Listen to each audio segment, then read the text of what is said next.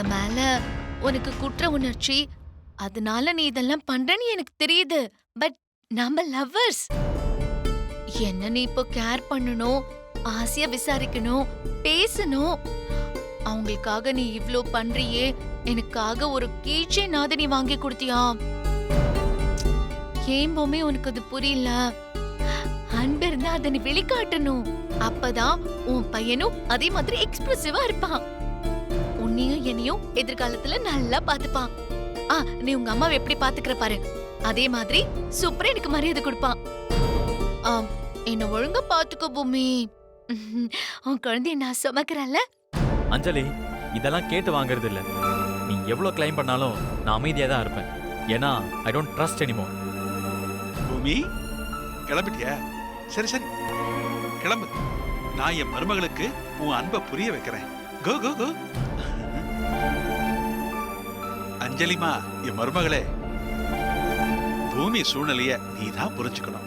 பாரு, அவன் உனக்காக வாங்கி வச்சிருக்கிற பழம், இனிப்பு, பொம்மை எல்லாம் அதுல இருக்கு. வாவ், அப்படியே பூமி? பா, என்னப்பா போய் சொல்றீங்க?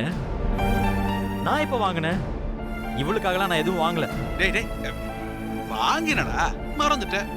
நீ கிளம்பு, நான் பேசிக்கிறேன். அப்பா இல்லப்பா, நான் சொல்றத கேளுங்க. உன் அப்பனுக்கு தெரியும். போட போட.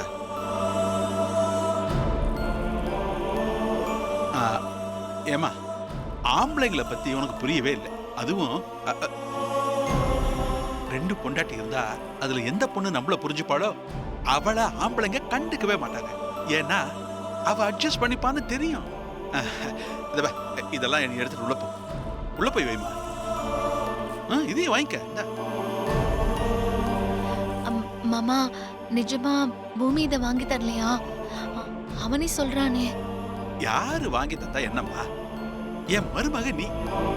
என் குடும்ப வாரிசு சுமக்கிற. இங்க பாரு அஞ்சலி, முத்தழகெல்லாம் நான் என் மருமகளாவே நினைக்க விரும்பல. அவளுக்கு பிறக்கிற குழந்தைய போய் நான் குடும்ப வாரிசா யோசிப்பேனா? சொல்லு. வாய்ப்பே இல்ல. உலகமே சொன்னாலும் சரி, உனக்கு பிறக்க போற குழந்தைதான் பூமியோட வாரிசு. அது என் குடும்பத்தோட பெருமைமா. நான் உனக்கு ஒரு விஷயத்தை புரிய வைக்கணும்னு நினைக்கிறேன். முத்தழகும் பூமியும் சேரவே கூடாது. முத்தழகு பூமியை மன்னிச்சாதானே அவங்க சேருவாங்க. நீ மன்னிக்க விடாத. அது உன் பொறுப்பு.